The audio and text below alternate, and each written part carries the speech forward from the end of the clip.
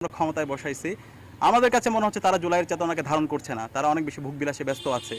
এবং আমরা যাদেরকে ছাত্র উপদেষ্টা বানিয়েছি, সেই ছাত্র উপদেষ্টাদের আমরা তাদের ব্যর্থতা দেখতে পাচ্ছি।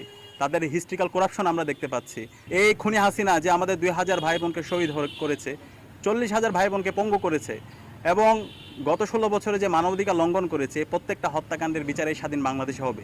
কিন্তু এক বছরে আমরা এখন পর্যন্ত কোনো রায় দেখতে পাইনি, যেটা আমাদেরকে অনেক বেশি হতাশ করছে। এবং পুরো জুলাইটাকে আমরা এখন দেখতে পাচ্ছি নির্দিষ্ট একটা বর্গের মধ্যে, একটা গ্রুপের মধ্যে নিয়ে যাওয়ার জন্য। জুলাইয়ের যে সার্বজনীনতা ছিল, জুলাইয়ের যে ঐক্য ছিল, সেটাকে নষ্ট করার জন্য আমরা আমাদের যারা দায়িত্বশীল পর্যায়ে যারা আছে তাদের বিভাজনমূলক আচরণ আমরা দেখতে পাচ্ছি, যেটা পুরো জাতিকে অনেক বেশি হতাশ করছে। এবং এক বছরে আমরা যদি দেখি, আমাদের পুলিশ এখন পর্যন্ত সংস্কার হয় নাই।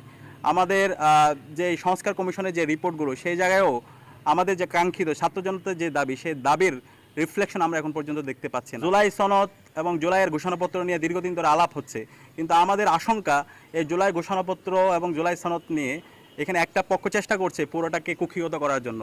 তা আমরা সরকারকে হুঁশিয়ার করতে চাই, এই জুলাই সনদ এবং জুলাইয়ের যে ঘোষণাপত্র, সেই ঘোষণাপত্রে যদি শহীদদের যে আকাঙ্ক্ষা, শহীদদের যে স্পিরিট, সেটা যদি পরিলক্ষিত না হয় এবং বাংলাদেশের দীর্ঘদিনের যে সংকট থেকে দীর্ঘদিনের যে সংগ্রাম, সেই সংগ্রামের প্রতিচ্ছবি যদি আমাদের জুলাই সনদে না থাকে এবং এই জুলাই বিপ্লবে সবচেয়ে গুরুত্বপূর্ণ যে সময় ১৯শে জুলাই থেকে ২ আগস্ট পর্যন্ত যে ৯ দফা এবং ৯ দফা পরবর্তী আন্দোলন সমন্বয় করা, এই সামগ্রিক বিষয়ের যদি প্রতিচ্ছবি এখানে না থাকে, তাহলে এই জুলাই সনদ এবং জুলাইয়ের ঘোষণাপত্র এই জাতি মেনে নেবে না।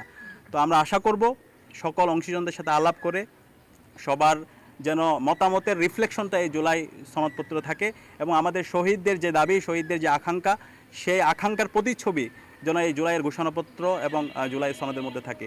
সেই সেই প্রত্যাশা আমাদের থাকবে। যারা জুলাই আমাদের সহযোদ্ধা ছিল, তাদের সামগ্রিক আচরণ এটা ব্যক্তিসাদিক কায়েম না, পুরো জাতিকে অনেক বেশি আশাহত করছে।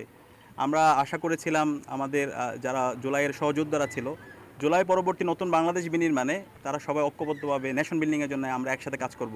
আমাদের মধ্যে মতের বিরোধ থাকবে, কিন্তু বাংলাদেশ প্রশ্নে, জুলাইয়ের প্রশ্নে, একদম ন্যাশনাল কনসেনসাসের প্রশ্নে আমরা সবাই ঐক্যবদ্ধভাবে কাজ করব। কিন্তু আমরা সেখানে দেখতে পেয়েছি আমাদের যারা সহযোদ্ধারা তারা ক্রমাগত বিভিন্নভাবে বিষোদ্গার করছে। তারা বিষোদ্গার করলেও আমরা তাদেরকে ভালোবাসা দিয়ে তাদের মন জয় করতে চাই, আমরা জাতির মন জয় করতে চাই। আমরা বলতে চাই, জুলাইয়ে শহীদরা যে জন্য জীবন দিয়েছে, আমাদের ভাই আবু সাইদ যে ইনসাফ ভিত্তিক বাংলাদেশ বিনির্মাণের জন্য জীবন দিয়েছে, আলী রায়হান যে জন্য জীবন দিয়েছে, আবদুল্লাহ তাহির যে বিপ্লবের জন্য জীবন দিয়েছে, সে আকাঙ্ক্ষার আলোকে ইনসাফ ভিত্তিক বাংলাদেশ বিনির্মাণ না হওয়ার পর্যন্ত আমরা লড়াই চালিয়ে যাবো ইনশাল্লাহ।